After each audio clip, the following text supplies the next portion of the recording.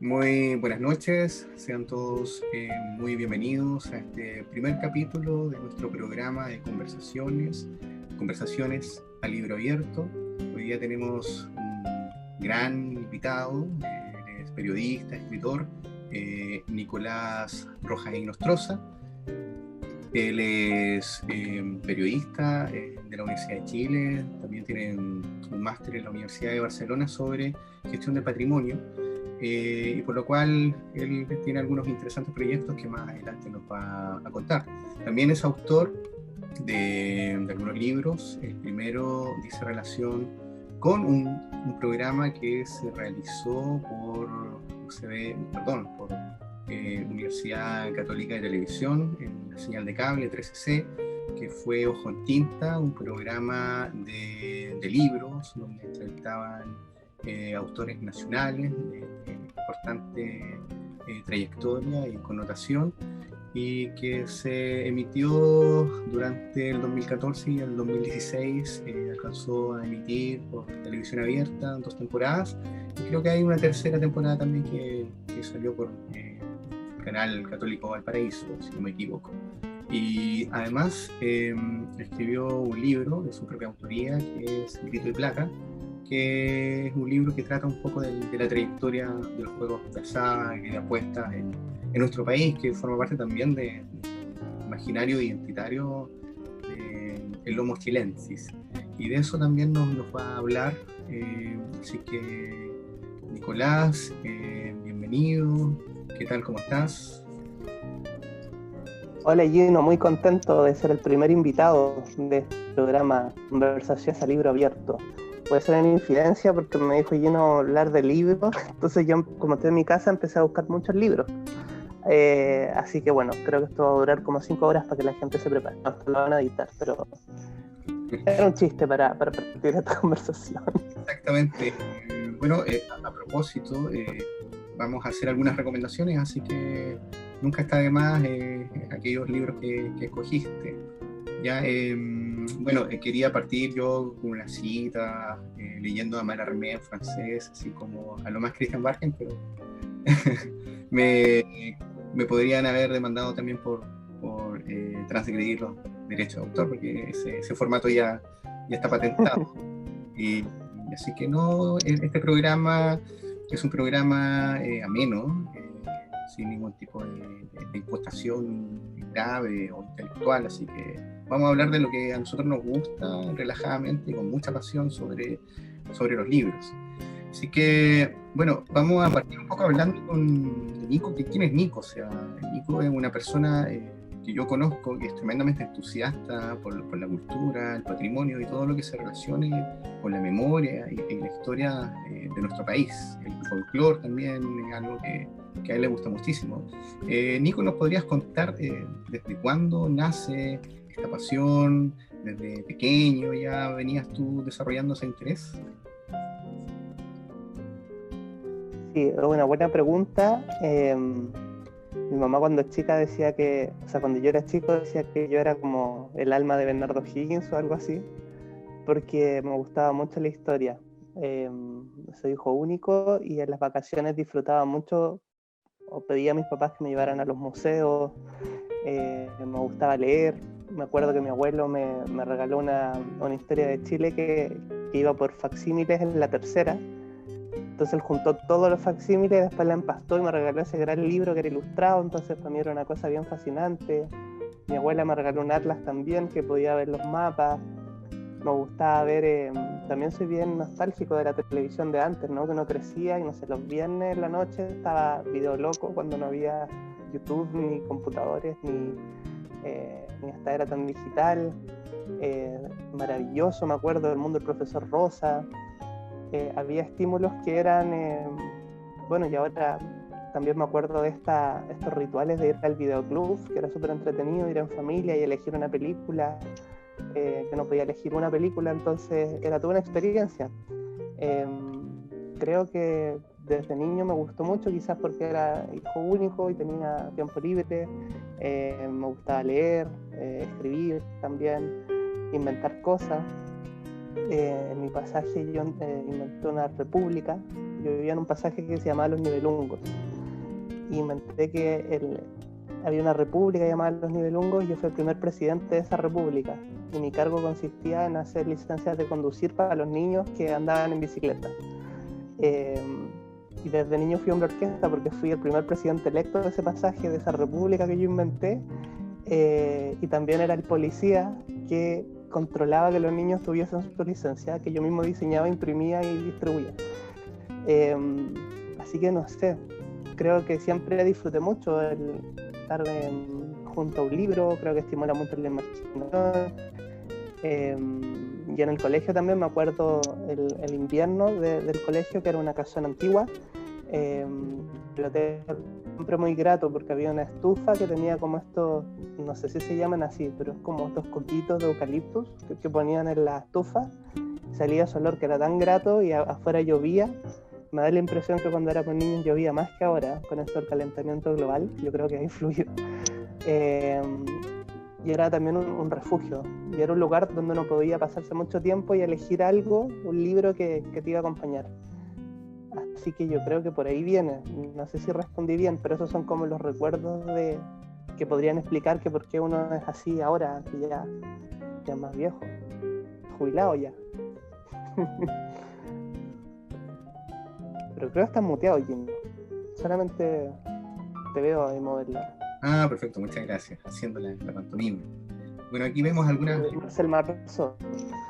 vemos en pantalla algunas fotografías de Nicolás pequeño, haciendo algunas caracterizaciones, algunos próceres.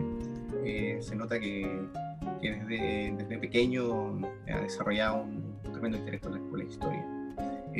Bueno, tengo una muy buena historia de eso, te la voy a contar. Sí, adelante. Que en el colegio una vez hicieron una fiesta de disfraces, de haber sido como el séptimo, octavo básico. Y yo me disfracé de José Miguel Carrera. Entonces fuimos con mi papá a arrendar un traje, y todos tenían disfraces.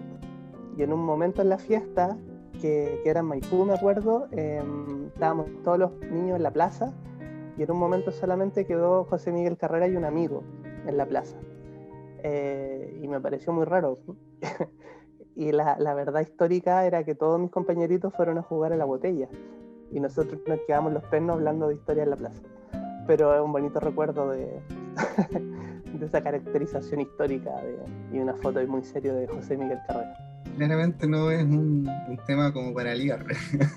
No, absolutamente no. Exactamente, pero bueno, así es la pasión, y obviamente la idea es continuar con esto, digamos.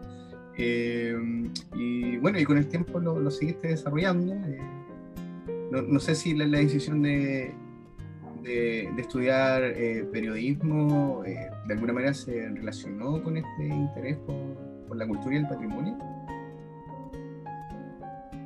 Sí, yo desde niño quería, bueno, cuando era muy chiquitito quería ser cantante, artista. Después quería hubo un tiempo que quise ser cura, como que iba a la catequesis y todo eso. Yo creo que porque me gustaba la forma en que se vestían, ¿no? Estas como túnicas, no sé, moradas, me acuerdo, o verde, estos colores fuertes, me parecían súper interesantes.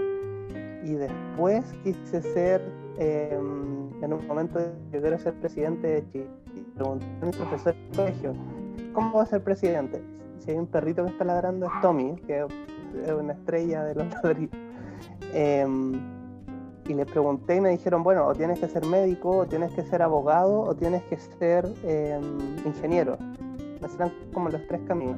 Yo dije, ya, soy humanista, voy a ser abogado. Y me parece que puede ser como el camino que me dice el profesor para ser presidente de Chile, que era mi sueño de niño. De niño que se vestía de José Miguel Carrera.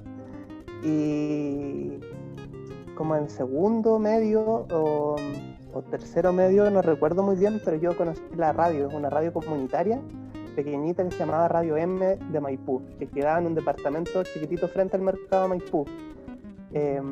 Creo que escribí en un foro sobre un programa, y el conductor de ese programa, que se llama Jaime García, que decían Jaime Coyote García, que era un ejecutivo de banco, del Banco Santander, me acuerdo porque me dio su tarjeta, pero su pasión era la radio. Entonces el fin de semana le hacía un programa que se llamaba Lo Mejor de lo Mejor, que era como clásico ochentero, y él tenía una colección de CD y todo, y bueno, yo le escribí siendo estudiante de colegio, y él me dice, ¿por qué no vienes a mi programa?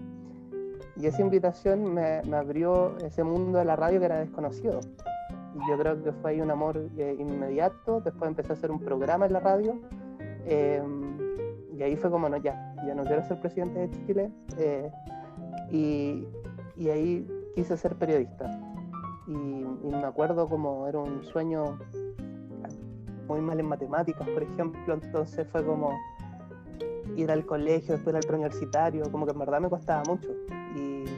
Y cuando lo logré fue una gran alegría.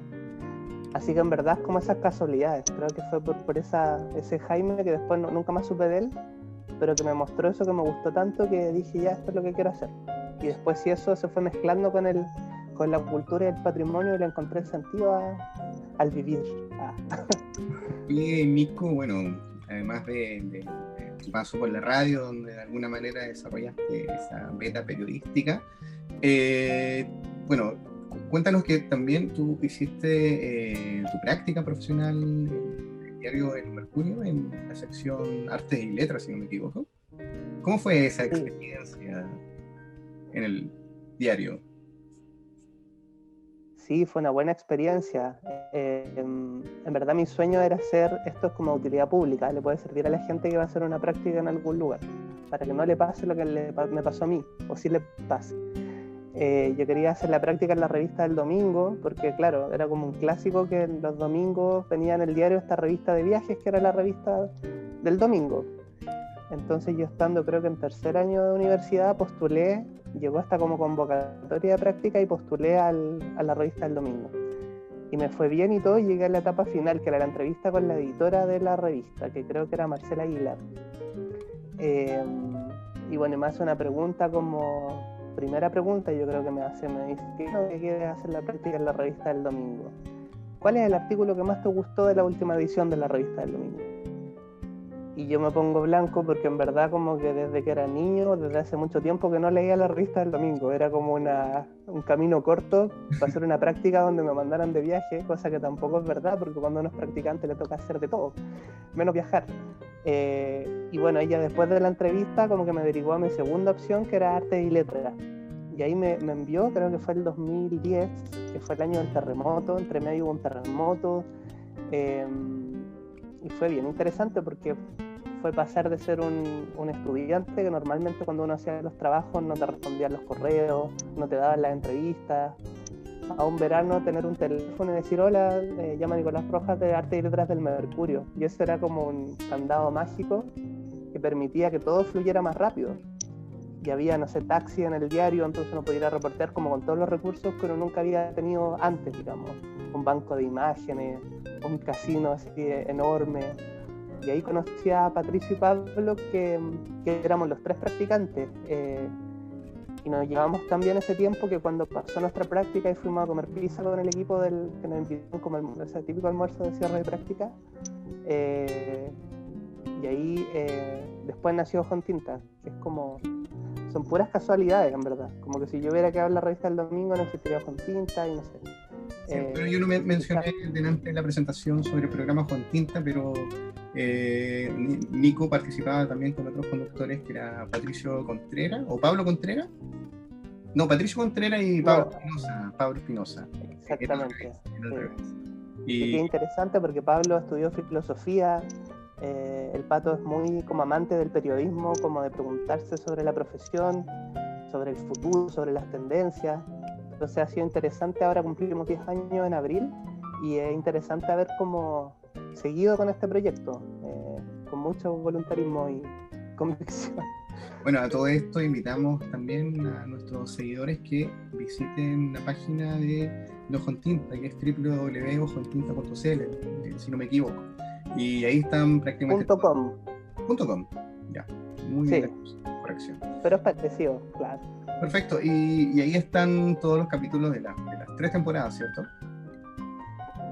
Sí, también esto partió como un podcast, que era como novedoso el año 2011, que era como grabamos una entrevista en un lugar con gente y lo editamos, y una vez grabamos una con Pancho Moat, y se borró. Wow. Y era como, había sido una gran entrevista y todo, y después Pato dice, chiquillos, no sé qué es lo que pasa, no está el audio. Y bueno, se perdió, porque nunca más entrevistamos a Pancho Mat. o sea, sí, después lo entrevistamos para el programa de tele, pero esa entrevista creo que sería simbólica hacerla ahora que cumplimos 10 años, y ojalá no se nos borre. Sería como cerrar un círculo. El eslabón perdido. Sería como Sí. el la entrevista por así como algo.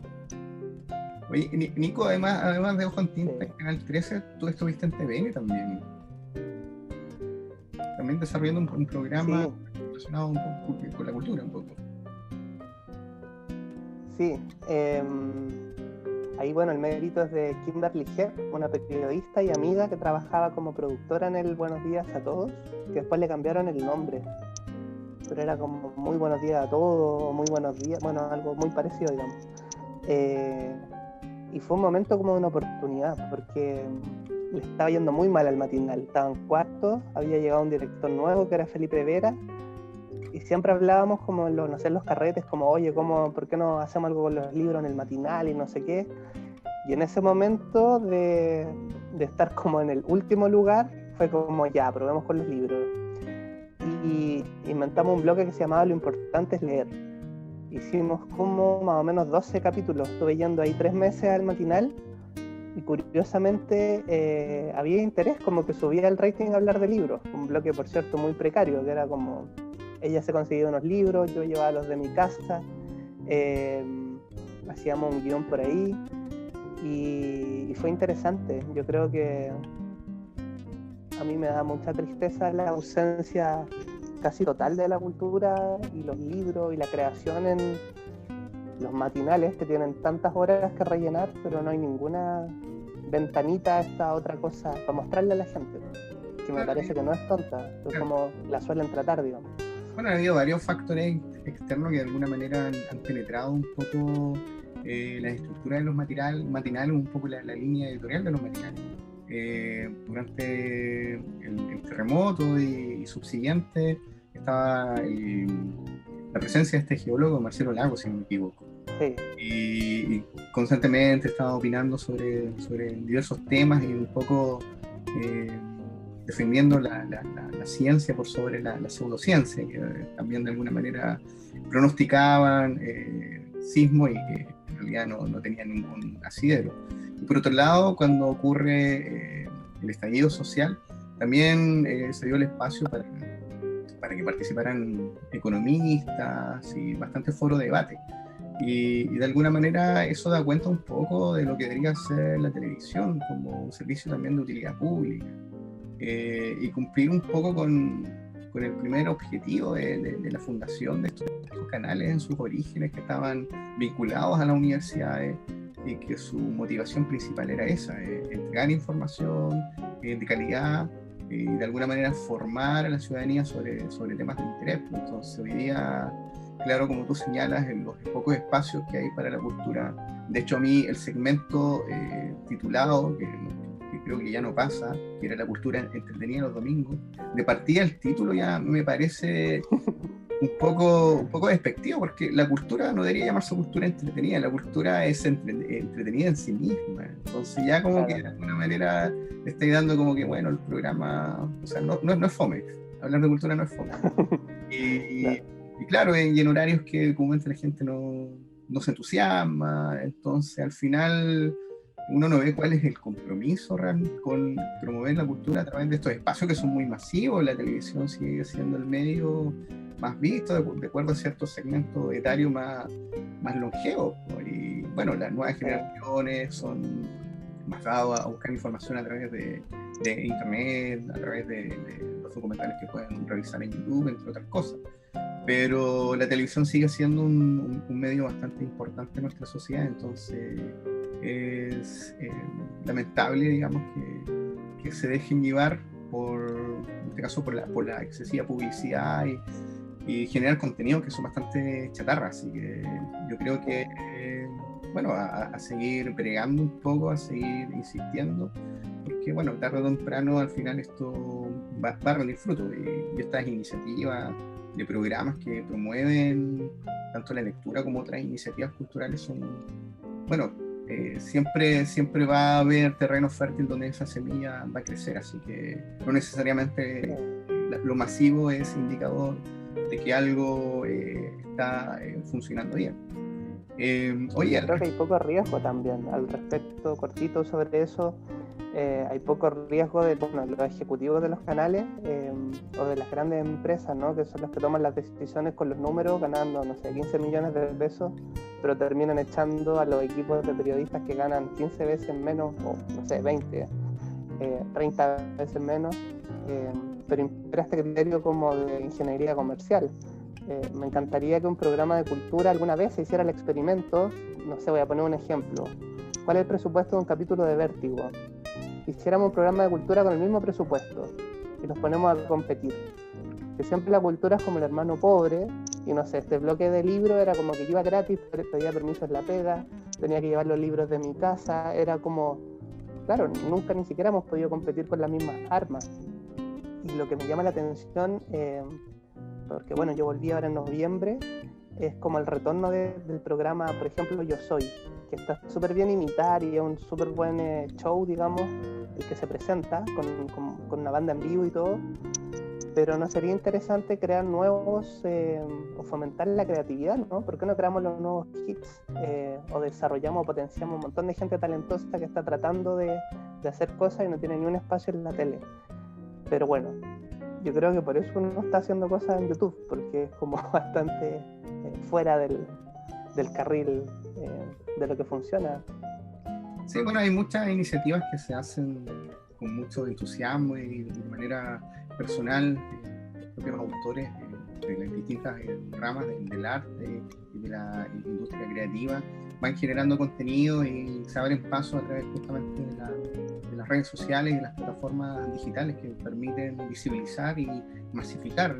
Hay otras plataformas también para obtener financiamiento a través del micromecenazgo, que se pueden financiar iniciativas culturales sin estar esperando el aporte de privados, ni mucho menos el responsable que otorga, digamos, el Estado a través de, por ejemplo, el FONDAR. En relación al tema de la cultura y de su valoración propiamente tal en espacios que son importantes en términos de difusión, hay siempre un discurso que es como bien intencionado, así como que la cultura es importante, la cultura edifica, la cultura es un pilar fundamental del desarrollo de las sociedades, pero resulta que en la práctica no ocurre así. El mismo hecho que haya poco riesgo sobre hacer programas culturales, la falta incluso de financiamiento para poder realizarlo, como tú señalas, y últimamente también sorprende las declaraciones de la ministra de la Cultura sobre el reducir el presupuesto destinado a las artes, y ha sido un sector bastante golpeado por esta pandemia. Sin embargo, realiza un tremendo aporte, por ejemplo, en la economía del país. 2% del Producto Interno Bruto es lo que aporta la industria creativa. Entonces, compite tanto como el sector pesquero y forestal. Entonces, la cultura no solamente, como algunos la entienden, es una actividad parasitaria, todo lo contrario, es un campo rico para la innovación y crear iniciativas que también generan empleo. Hay una cadena de valor, en un montaje, hay logística, están los propios artistas que realizan lo suyo propiamente en los escenarios. Entonces hay una serie de externalidades que son positivas y que van de alguna manera generando dinamismo económico. Entonces yo creo que está mal entendido la cultura. No sé si compartes esta visión. Sí. Bueno, justamente ahora las Naciones Unidas este año lo declararon el Año Internacional de la Economía Creativa Sostenible. Y hay una serie de actividades que buscan poner en valor las economías creativas, como bien decías tú. Y también hay distintos estudios que señalan que trabajar en cultura es muy precario.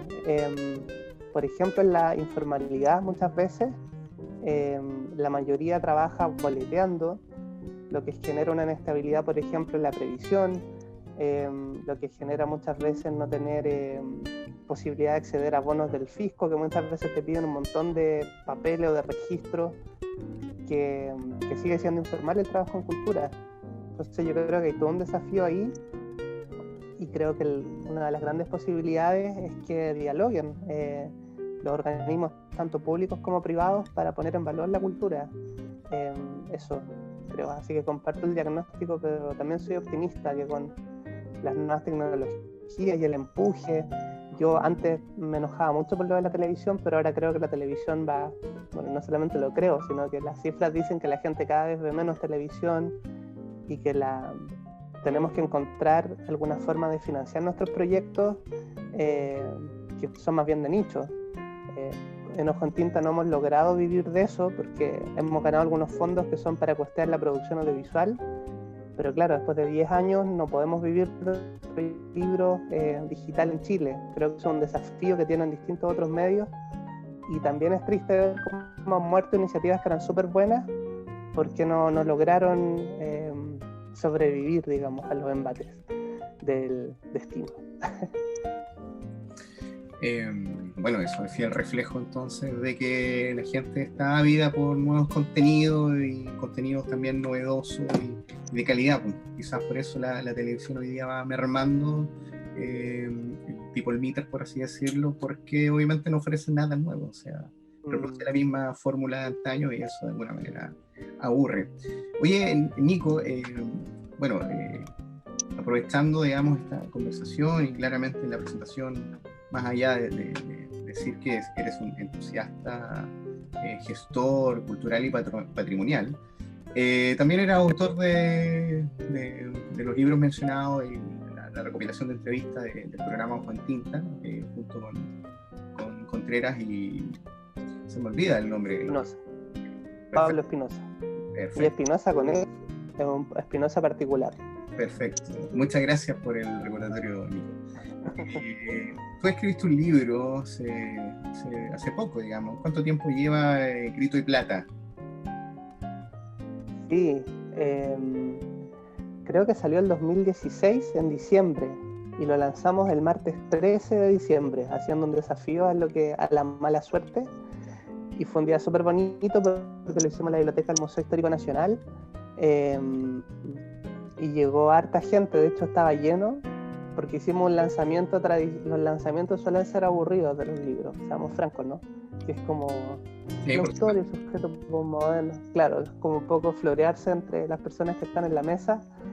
Nosotros hicimos ese lanzamiento, pero con esta idea, y fue como, bueno, el libro de los juegos, hagamos un juego. Y fue súper interesante porque mientras hablábamos un poquito del libro, era como cada uno tenía un cartón de un bingo. Entonces estaba la bolita ahí y era como, bueno, este libro no sé qué, pausa, vamos a tirar la bolita, y la gente iba llenando el cartón y regalamos premios. Eso fue bonito. Y eso, el libro es del 2016, de diciembre, y hoy día... es toda una primicia, pero salió un libro nuevo en la editorial 5 Haces que dirige Axel Piquet, y es un libro que se llama Crónicas Crónicas de la Revuelta de Octubre, que son crónicas de distintos autores, creo que son 7, y yo escribo uno que se llama Cobro revertido del estallido a larga distancia, porque yo estaba viajando y me tocó vivir el estallido desde lejos. Entonces en esa crónica que viene en ese libro va a salir, no sé, alguien tocando la gaita en una protesta a favor del estallido social chileno, en Escocia, por ejemplo. Bueno, acá está el libro, no sé si es un poco... Grito y Plata, sí. Pero vamos a hacer ahí un primer plano, digamos, para que la gente lo vea. Bueno, el libro, su edición es súper bonita, hay mucho trabajo de arte acá, y de hecho un libro que habla de juegos es bastante lúdico, ya tanto en las ilustraciones y en su edición, que de alguna manera simula un naipe gigante. Exactamente, un naipe gigante. Y bueno, yo los invito a poder adquirir este libro de Letra Capital, la editorial, ¿cierto? Y lo puede comprar online, ¿ya? Y puede acceder al delivery de libros. Y ahí una mini crédito a Marcelo Escobar, que hizo las ilustraciones, un gran ilustrador chileno. Él tiene una tienda en Valparaíso donde vende su obra, y bueno, la editorial de Claudio Aguilera, quien era el fundador de Galería Plop, y Volker Gutiérrez. Así que mi agradecimiento a ellos porque el resultado quedó muy bonito y la gente ahora juega gigantes gracias al trabajo de ellos. Oye, Nico, tú en el relato de este nuevo libro donde tú participas también como autor, mencionaste que te tocó vivir el estallido social fuera del país. ¿Dónde anduviste? ¿Hay una anécdota relacionada con ese viaje? ¿Podrías contarnos un poco? Claro.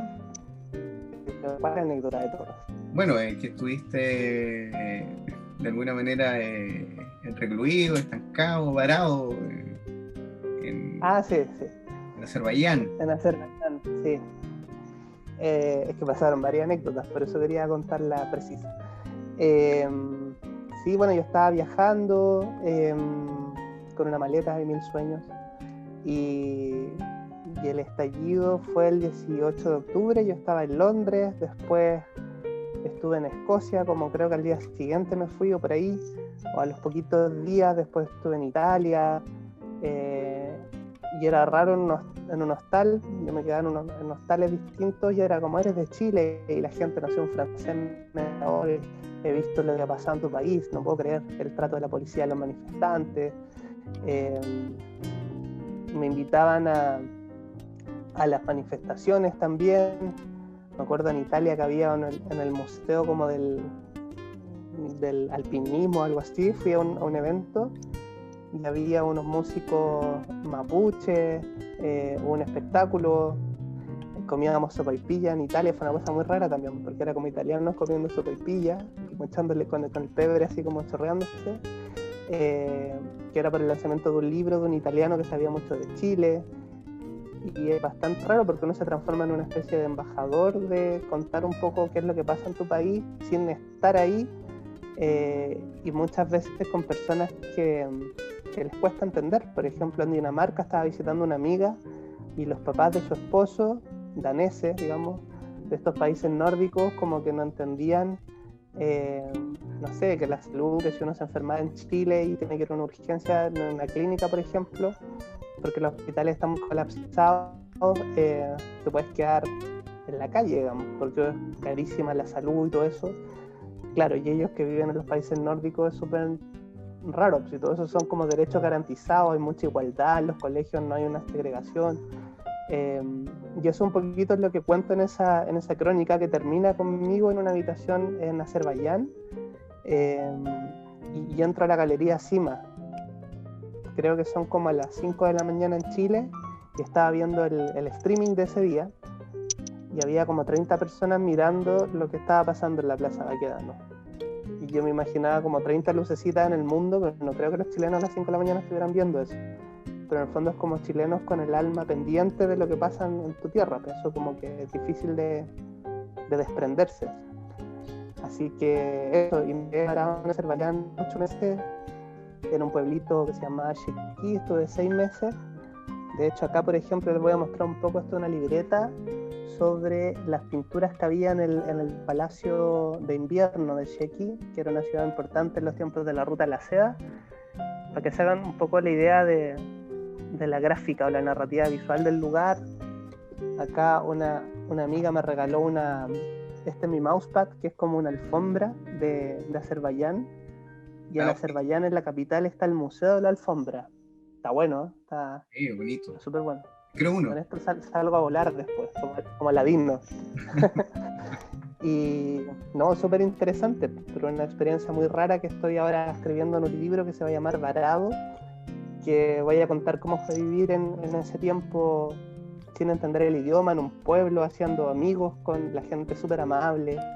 Me preguntaban cuántas mezquitas hay en Chile, un reponedor en el supermercado me ofrecía plata para prestarme, desconocidos me invitaban a su casa, salía en la televisión, una cosa como muy, muy rara, pero muy bonita también. Creo que a veces uno puede estudiar muchas cosas, pero lo que te da una experiencia siempre va a ser más inolvidable porque lo viviste tú.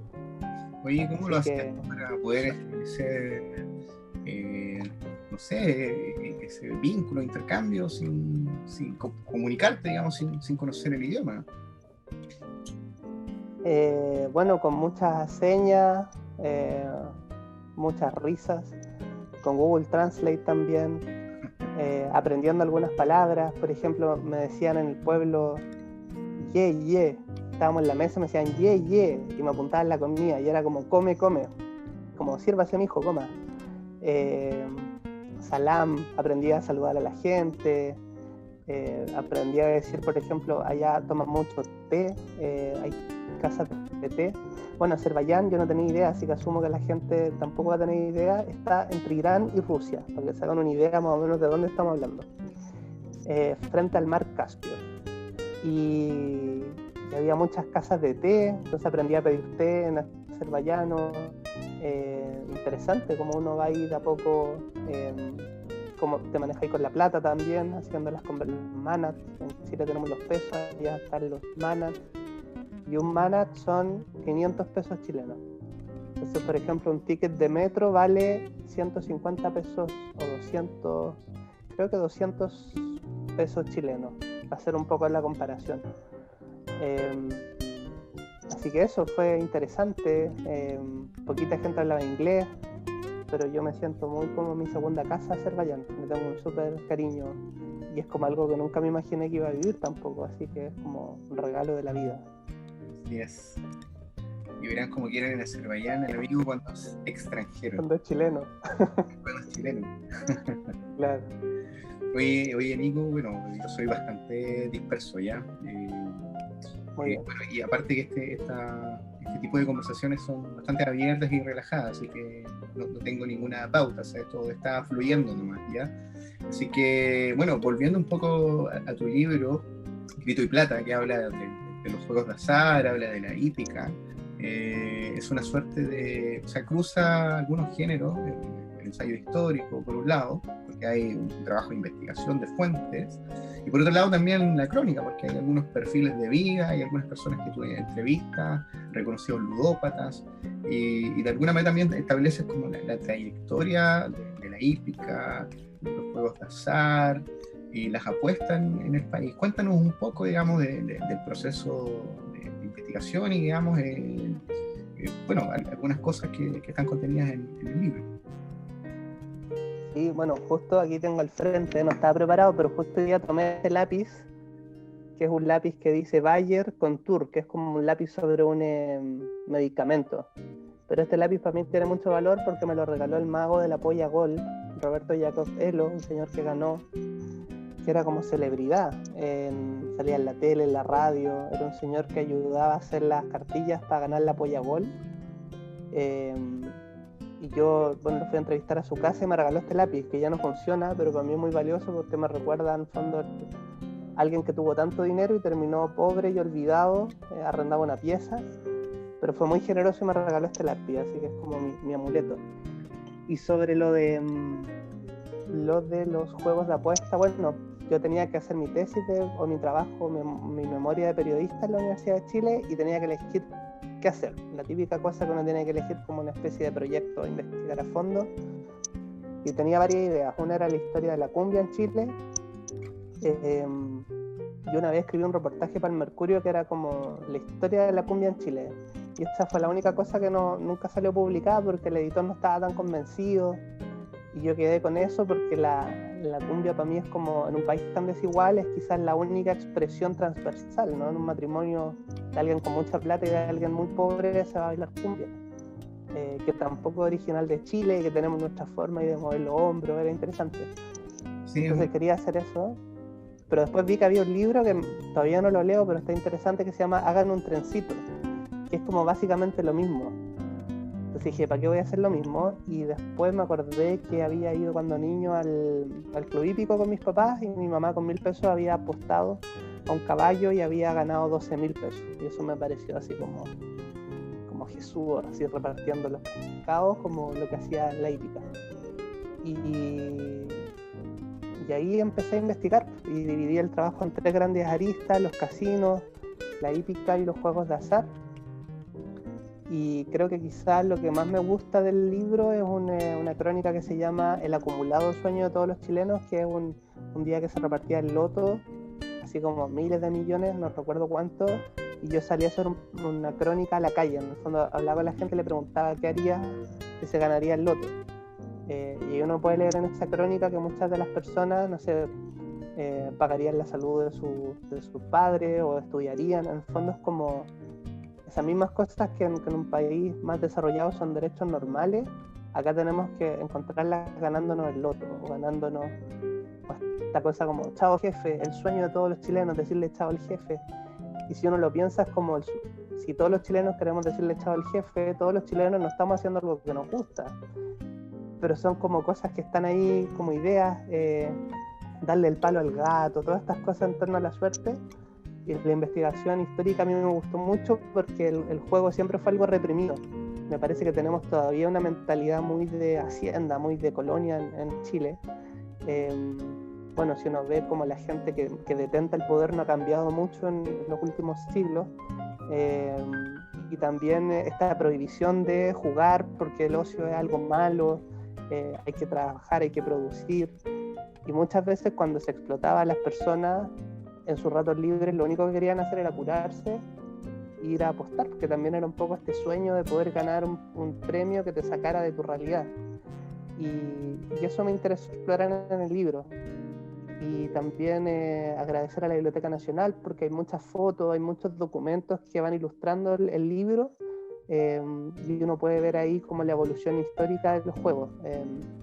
Así que eso, yo quedé muy contento con el trabajo, que también fue difícil de publicar.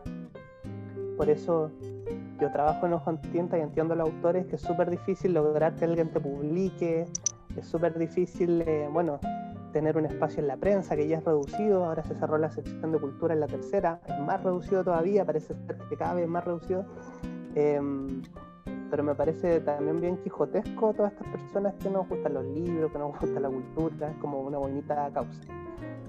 Así que eso, invito a que la gente lea el libro, se van a entretener, espero. Si no, Gino les da 5.000 pesos. Hoy hay una crónica muy interesante que habla un poco de los casinos, que es una entrevista que tú le haces a un señor que era jubilado de la Policía de Investigaciones y que todo su tiempo, digamos, lo dedicaba a jugar a los casinos. Y de hecho la crónica lleva por título Me voy a morir jugando.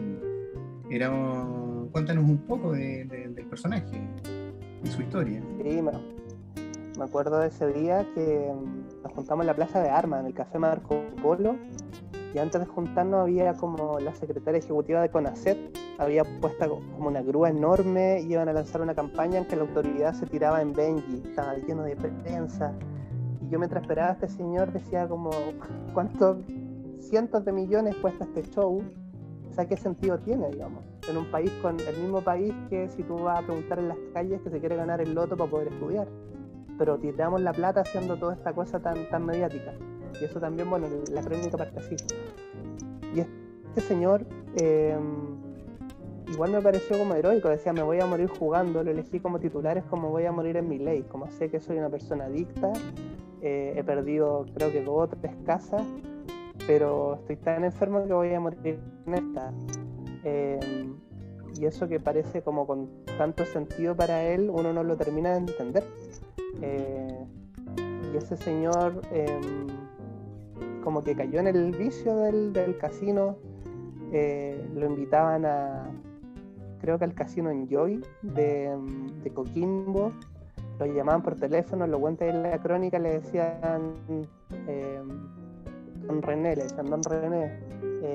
tenemos un fin de semana gratis acá en el hotel del casino, porque estaba registrado que el señor cada vez que iba al casino se gastaba millones y millones, había perdido casas.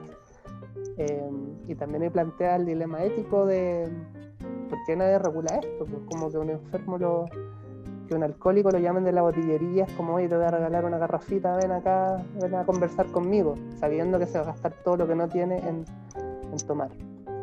Sí, perversos los incentivos, digamos, de aquellos que en cierta medida desarrollan una suerte de patología, pues. Y es súper paradójico porque él se da cuenta de su problema, se da cuenta que él estima las pérdidas alrededor de 80, 100 millones de pesos de toda su trayectoria como jugador, pero aún así continúa apostando. Y de hecho hay una cosa que a mí me causa mucha gracia, porque él estuvo como en terapia con un psiquiatra y lo encuentra también apostando y ahí mandó todo al carajo. Claro, es como el diablo vendiendo cruces. Exactamente. Eh, claro, pero es interesante, sí. Y también me acuerdo otra historia de un señor que era cartero y que un día le da como una tinca y se va a comprar un loto. Y se gana el loto y le cambia toda su vida, de ser cartero al día siguiente millonario, llega tarde al trabajo, le regala un auto al jefe, así como con la plata así, digamos. Y bueno, finalmente termina en una cosa bien trágica en Estados Unidos, se termina como eh, enterrando un cuchillo en una historia de amor, de engaños, como una teleserie. Pero él me decía que fue millonario, que él era mucho más feliz ahora en su trabajo, que maneja un bus interprovincial. O sea, el que dio como toda la vuelta de ser alguien normal, alguien millonario con todas las posibilidades, dice que la vida es mucho más fácil y es más... que también yo lo pensaba, si uno es millonario, como la relación con las personas como que también cambia. Como será mi amigo, estará interesado en que le regale un auto. Eso me contaba él. Bueno, hay un caso también que yo viví de cerca de un vecino donde yo vivía antes, que se ganó también un premio millonario de 1.000 y tantos millones de pesos en el loto. Y la gente desarrolla cierto nivel de paranoia, ¿no? Empieza a desconfiar de todo el mundo, como señala. Claro. Y él era súper gracioso porque ya, pues lo primero que uno hace cuando tiene un premio, inmediatamente mejorar las condiciones de vida que uno lleva, comprarse un buen auto, pero principalmente el tema de la casa, ya, comprarse una casa nueva, una casa que de alguna manera dé cuenta del nuevo rico, digamos, ya. Uno no puede vivir ya modestamente porque ya eso es cuestión de pobre, digamos. Pero él quiso mandar a construir su casa en el sector donde estaba. Y claro, viene una constructora y qué sé yo, y él desconfiaba de que le estaban pagando, o sea, cobrando más de la cuenta. Y él desarmó todo, digamos. Contrató ahí una cuadrilla nomás de maestros y ahí desarmaron la casa y él estuvo como 3 meses desconfiando, digamos, de todas estas constructoras de que le iban a construir su casa. Y estuvo viviendo en una carpa en el sitio, no había absolutamente nada, se bañaba con una manguera, yo lo veía desde el segundo piso. Su señora lo montó y se fue a vivir con un familiar mientras le pasaba la locura. Es súper sorprendente cómo cambia la conducta cuando te ganas un premio de estas características. Yo creo que hay gente que desde la impresión de ganarse este premio como que algo provoca a nivel psicológico. No es el único caso, digamos, hay muchos casos más también de personas que incluso guardan el dinero y viven aún más pobres porque en realidad no lo quieren dilapidar. Y algunos incluso, claro, casos de alguien que creo que murió y encontraron no sé, pues la bolsa de dinero, por así decirlo, que nunca gastó ni un peso. Bueno, hay una crónica muy buena en el libro Chilenos de Raza de Francisco Moat. Creo que la persona era un señor que tenía mucho dinero que se llamaba Darío Cortesi, si mal no recuerdo.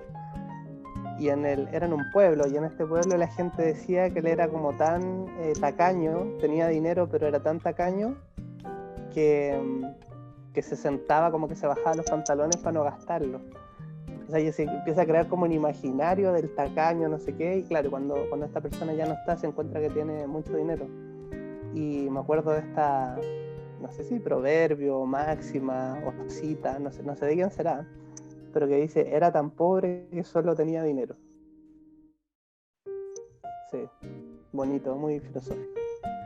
No, eso es tremendamente profundo porque en realidad la felicidad no necesariamente lo va a tener posesiones materiales ni gran patrimonio económico. A veces basta solamente con gozar de ciertas bondades de la vida, no vivir algún tipo de premio, de dificultad y siempre contar con el cariño de los amigos y de la familia. Así que teniendo eso y buena salud, yo creo que basta más eso que cualquier otra cosa. Así que, claro.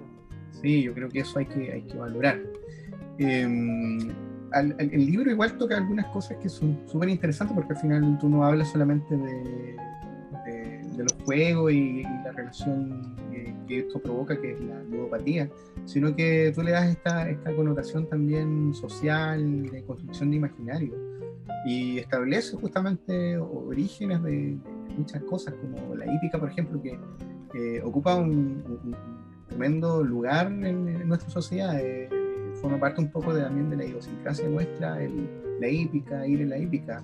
Pero me gusta ahí como tú partes con los orígenes de la hípica. ¿Qué podrías contarnos al respecto? Sí, creo que son las carreras a la chilena, ¿no? Esas carreras como en pelo. Pero tú partes señalando así como que desde la etapa de la colonia en adelante, de alguna manera existe la génesis, porque bueno, llegan los Claro. Sí. Llegan los caballos, los mapuches los adoptan y se transforman en jinetes mucho más hábiles, y desde ahí ellos también desarrollan algún tipo de ritual o juego que al final derivó, digamos, en otras expresiones que después constituyeron la hípica, por ejemplo, no sé, la carrera de la chilena. Sí. Bueno, me acuerdo que los mapuches, dice algún cronista por este plato, Eugenio Pereira Salas, si mal no me equivoco, que le daban pájaros a los caballos para que pudieran correr más rápido. O también como hay distintas prohibiciones de la autoridad, de que se prohíben las carreras, se trata de controlar.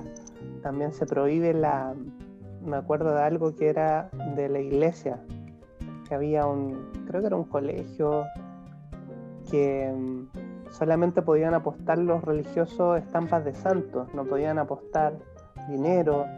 Es interesante ver cómo ciertos patrones también de castigo, cómo se castigaba a los indígenas, era muy distinto a cómo se castigaba un español, por ejemplo.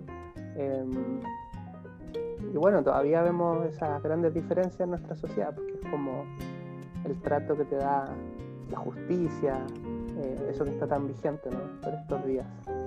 Las fiestas en Cachagua. Así es, la diferencia entre fiesta clandestina y fiesta privada. Misa clandestina. También. Qué un gran nombre para una banda. Yo dije, este nombre es genial para una banda que se llame Misa Clandestina. El ingenio, ¿no? Sí, ingenioso. Así es. Oye, la hípica igual consulta otro tipo de cosas que van más allá del hecho de apostar. También hay una relación que tiene que ver un poco como con el arte de la hípica, el amor también por los caballos. Yo recuerdo haber leído hay mucha literatura al respecto de eso. El libro que leí sobre eso, que se publicó en 2008 del filósofo español Fernando Savater, que se llama La Hermandad de la Buena Suerte, y ganó un premio Planeta ese libro. Creo que era la primera novela thriller que él escribía, porque bueno, él escribe ensayos filosóficos. Y él habla un poco en uno de los personajes habla un poco del turf, de esta cosa más bien como del deleite, de ir a las caballerizas, ver al caballo, y relacionarse un poco con lo que está tras bambalinas, digamos. Y habla un poco también de su experiencia de cuando él era pequeño, tenía 5 años cuando fue a la hípica, y en ese momento cayó sobre él un jinete con su caballo, creo que era el príncipe de Albuquerque, algo así. Y desde ahí esa impresión a él lo conectó tremendamente con la hípica. Y hay un libro también del chileno Fernando Alegría, que publicó a finales del 50, que se llama Caballo de Copas, que también trata el tema de la hípica, digamos, desde otra perspectiva. El personaje sale del país a buscar horizontes económicos, está pasando pellejería, tiene malos trabajos, recibe malos tratos, está en un gueto marginal, y de repente él compra un caballo que ya venía de baja, que había perdido prácticamente todas las carreras que había corrido hasta el momento, y él tiene el golpe de suerte de que ganó un torneo y se vuelve millonario. Entonces, pero a través de la hípica es como una suerte de vehículo de alguna manera el desarrollo de una trama que en realidad trata de hablar otros temas, de dramas sociales principalmente, del mundo de la marginalidad. Pero también es súper interesante. Y otro entusiasta un poco de la hípica y todo, es un periodista que tú también mencionas acá en el libro, que es Eduardo Santa Cruz. Ahí también habla un poco de la fundación del Club Hípico y, bueno, obviamente ligado a la aristocracia chilena. Así que son cosas que están más allá un poco del juego, de las apuestas. Hay también todo otro mundo que, no sé, puede que sea más virtuoso. Sí, súper interesante ver la sociedad desde los juegos, que también es un poco una excusa a ver cómo ha cambiado la sociedad desde esta ventana que son los juegos. Y el Casino de Viña del Mar también, interesante las crónicas de Joaquín Everspello, y cómo ha mutado, ¿no? De ser un casino municipal el que se inaugura en Viña del Mar, hoy día que hay una ley de casino y una especie de cadena, cómo ha cambiado también el sistema económico. Es interesante, y me hacía la reflexión sobre lo que decías tú del rito de ir, por ejemplo, al club hípico, o de las personas mayores de ir a la quinta de recreo, de estos espacios como, no sé, si nos imaginamos una sociedad sin todo esto digital, sin televisores, sin computadores, que es lo que yo también viví en el pueblo de Chequí, que es como encontrarse a, no sé, a tomar un té o a ir a un parque, que son cosas que cada vez parecen más distantes, bueno, en tiempos de pandemia, pero también estamos más conectados que nunca, pero también creo que estamos muy desconectados. No sé si te pasa que a veces abres Facebook y tienes, no sé, 300 amigos, pero ¿con cuál de ellos hay una comunicación? ¿Cuál en verdad es un amigo? Interesante, yo creo que nunca se va a poder sustituir esa cosa tan humana del encuentro, no sé, en un bar, en una plaza, o una tarde en el club hípico. Hay gente que va a hacer su asado al club hípico, o al hipódromo. Eso, creo que hay una canción de un grupo cubano que dice, el grupo se llama Buena Fe, y la canción dice: aunque sigan labrando el camino a la gente con tecnologías, seguiremos llorando como el neandertal. Así que, muy reflexión. Sí, pues eso refleja un poco también nuestra condición humana, que somos súper frágiles. O sea, a pesar del avance de la tecnología, a pesar, digamos, de que podemos acceder a artefactos tecnológicos que de alguna manera nos permiten aliviar un poco la carga del día a día, potenciar otras habilidades, ahorrarnos trabajo en algunas tareas, ya sea de la oficina u otras áreas productivas, pero seguimos siendo obviamente los mismos, o sea, con las mismas preocupaciones existenciales, propensos también a algún tipo de problemas, enfermedades. Y hoy día más que nunca esto ha demostrado lo frágiles que somos. O sea, nosotros no somos nada ante la fuerza de la naturaleza y todas aquellas cosas que en cierta medida son una amenaza hoy día. Así que yo creo que un poco es eso también. Seguimos siendo, digamos, seres frágiles y que nos damos cuenta también de nuestra existencia finita, pues, y eso nos angustia también un poco. Así que eso es todo un tema, digamos, que da para mucha reflexión y da para un libro, así que anótalo y déjalo en el tintero. Anotar acá mi Pascualina, ahí, listo, libro. Pascualina, notable la Pascualina. Pascualina de Azerbaiyán.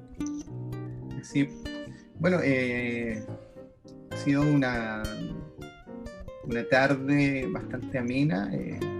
Yo por lo menos lo he pasado bastante bien, Nico. Espero que tú también. Espero que la gente que también nos está mirando a través de nuestras redes sociales haya pasado un momento agradable en esta grata conversación con Nicolás Rojas Inestresa, periodista, gestor cultural, hoy día periodista o comunicador, se desempeña hoy día en la UNESCO, tengo entendido, Nico. Sí, estoy nuevito ahí. Uh-huh. Muy contento de formar parte del equipo de la UNESCO Santiago, así que bien, aprendiendo. Y no sé si tendremos tiempo así para mostrar algunos libros muy brevemente, sí, para recomendar. ¿Sí? Como estoy disperso, de repente me voy para otro lado. Muy bien. Justamente, es como de Géminis.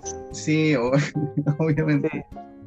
Bueno, el bloque final justamente de esta charla es que cada uno de nuestros invitados pueden hacer alguna recomendación literaria para poder amenizar el verano que ya de alguna manera todavía nos está quedando. O sea, así que adelante, Nico, ¿qué nos tienes para recomendar? Tengo harto, pero voy a seleccionar porque si no, no voy a terminar nunca. Pero, bueno, una novela buena, Pedro Lemebel, Tengo miedo torero. Genial Pedro Lemebel. Una persona que, aquí está Pedro Lemebel, está en la película también. Si no quieren leer el libro, pueden ver la película o pueden hacer las dos cosas. La historia de la loca del frente, una historia de amor situada ahí hacia fines de la dictadura en Chile, muy, muy bueno.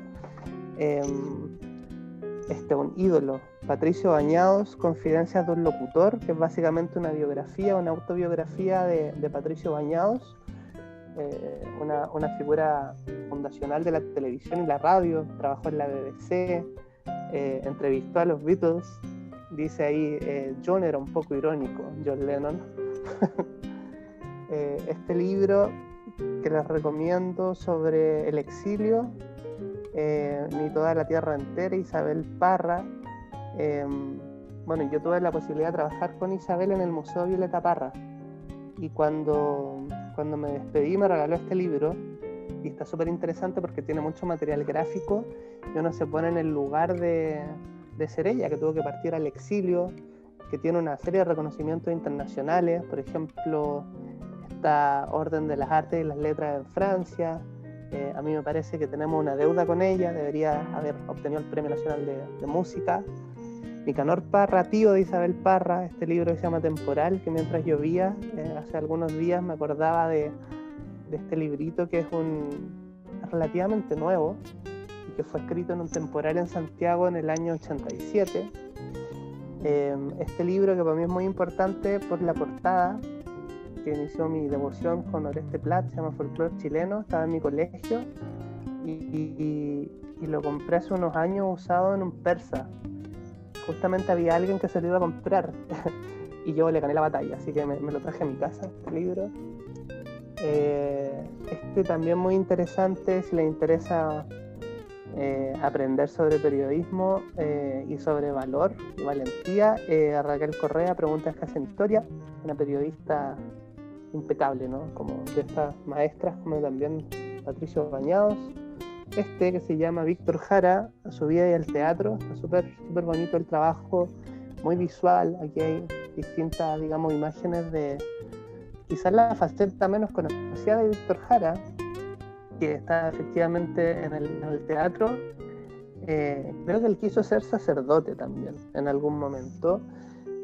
Muy bueno, no sé si lo conoce, Gino, Memoria Textil, Chihuayante, muy gran libro para la gente de Chihuayante. Y cuando me preguntan por un libro entretenido, yo diría Doña Lucía, de Alejandra Matus, que es una forma súper interesante. Es como estos de los pocos libros que me ha pasado que no puedo dejar de leerlos y que cuesta. Si bien uno es promotor de la lectura, el libro requiere una cierta disposición y una voluntad, pero este libro está tan bien escrito, es tan entretenido que se los recomiendo también, Doña Lucía.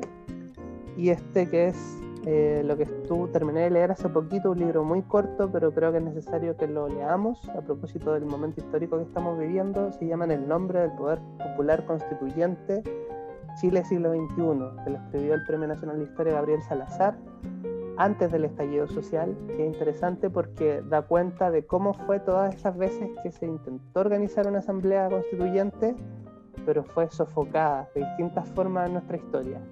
Y creo que tiene hartas lecciones para que no nos vuelva a pasar. También habla de cómo los círculos políticos han tratado de apropiarse de estas instancias, y es lo que, bueno, yo estoy viendo ahora en este proceso constituyente, con harta preocupación. Así que ojalá no estén los mismos de siempre haciendo las mismas propuestas de siempre. Y eso. Oye, Nico, súper buenas recomendaciones, así que espero que desde el otro lado de la pantalla se entusiasmen, apaguen un poco y puedan coger uno de estos libros. Si les paso así como el profesor Rosa, ahí les paso un libro y va a llegar para allá. Ojalá pueda hacerse eso. Yo creo que en algún momento el desarrollo de la física y la tecnología nos va a permitir la teletransportación. Pero era genial eso, ¿no? ¿Te Sí, acordáis que era como, vamos a ver el video? Y ahora se ponían el VHS así en los ojos. bueno, Guru, guru, vamos a ver. ya que estamos con recomendaciones literarias, yo voy a hacer una recomendación nomás, espero que se vea un poco en la pantalla. Wow. Sí, es una novela gráfica escrita por un importante novelista gráfico e ilustrador estadounidense, Art Spiegelman, que perteneció a la camada de dibujantes o historietistas underground, junto con Robert Crumb, Charles Burns, entre otros. Y lo interesante de esta novela gráfica es que relata un poco la historia de su padre, que fue prisionero judío en Auschwitz, y construye la historia desde un sobreviviente, pero utiliza también una metáfora, que Maus son ratones, son los judíos, y sus victimarios, los nazis, son gatos. Entonces, a través de esta cosa un poco media fabulesca, él habla de cosas que son súper terribles que ocurrieron en el siglo XX. Y a la vez también aprovecha de hablar un poco de su propia historia, de cómo reconstruye ese pasado, cómo reconstruye ese vínculo con su padre, porque su madre murió, y cómo de alguna manera también está una relación filial un poco fallida. Entonces es muy interesante. Las historietas no son el hijo bastardo de la literatura, sino que también son un arte en sí mismo, un medio de expresión también. Así que los que puedan acceder, se los recomiendo. Pueden buscarlo a través de las plataformas digitales, así que puede ser también alguno de los libros que mencionó Nico, lo puede encontrar también en bibliotecapublicadigital.cl. Usted se suscribe y le presta los libros por 15 días, así que también aproveche de hacerlo. Hay muchas alternativas para leer, no necesariamente el libro impreso, ¿sí? También puede leer digital. Nosotros en realidad, por lo menos por mi parte, no soy tan ortodoxo, así que lo importante es leer y nutrirse, digamos, de historias y de puntos de vista que nos permiten también viajar sin movernos del lugar donde estamos. Y se me fue este libro muy cortito, pero que yo lo disfruté, es muy breve, se llama Caminar, de Henry David Thoreau. Él es un estadounidense que fue muy antisistema porque se fue a vivir al campo. Para él era muy importante la relación con la naturaleza. Entonces en el fondo dice como un hombre que tala los bosques es un distinguido ciudadano, pero alguien que se adentra a mirar los bosques es un loco, digamos. Es súper interesante cómo él cuestiona. Pueden buscar en internet, hay muchos textos de él, por ejemplo, de desobediencia civil, este que se llama Caminar. Se lee muy rápido, y yo después de leer este libro empecé a caminar por los arbolitos y empecé a ver cosas que no estaba viendo antes. Así que una invitación a... Dice que hasta la luna no brilla todos los días, que tienes un momento, claro, y uno empieza a darse cuenta de eso. Sí, luna nueva, luna... Sí. Bueno, escribió otro libro también, que es Walden y la vida de los bosques, y ese libro está referenciado en la historia de un muchacho estadounidense, en la historia de Christopher McCandless, que inspiró una película dirigida por Sean Penn que se llama Hacia Ruta Salvaje. Y una de las lecturas privilegiadas de este joven, que también se va a vivir a lo salvaje, se va a Alaska, es Henry David Thoreau. Así que es sumamente interesante la propuesta un poco de escapar de esta sociedad, esta civilización que tiende un poco a la autodestrucción de los individuos que la componen. Así que es muy interesante la reflexión que hice plantea. Nico, agradecer tu presencia, brindarnos tu valioso tiempo, hablarnos de tus proyectos, contarnos también sobre el libro, y las recomendaciones también que han sido muy interesantes y muy entretenidas. Así que, bueno, te deseo lo mejor y nos vamos a encontrar en otras instancias. ¿Algo que le quieras decir a la audiencia, Nico, para despedirnos? Sí, bueno, agradecer a la gente que llegó hasta aquí. Ha sido muy grato compartir contigo, y invitarlos a que sigan en Ojo en Tinta, en Instagram, Twitter, Facebook, que vean en YouTube también Ojo en Tinta. Hay más de 100 videos, hay un programa de libros para niños, hay 3 temporadas de entrevistas, y ¿qué más? Bueno, Yo también estoy en las redes, @rojas_y_nostroza, así que ahí podemos seguir en contacto. Y gracias, y bueno, larga vida a Conversaciones a Libro Abierto, creo que es un espacio muy necesario, y uno como lector siempre agradece las recomendaciones de otros que están leyendo, otras que están leyendo, así que va a ser una comunidad muy, muy potente. Bueno, reitero los agradecimientos, Nico. Dejamos también invitadas a nuestros seguidores de las redes sociales de Casa de la Cultura de Chimoyante, a través de Instagram y nuestro fanpage de Facebook, a reunirnos la semana siguiente, el día sábado, el día donde este programa sale al aire, para seguir conversando con otros escritores sobre sus obras, sobre sus influencias, anécdotas y sus recomendaciones. Así que cordialmente invitados y nos vemos la próxima semana. Chao. Chao.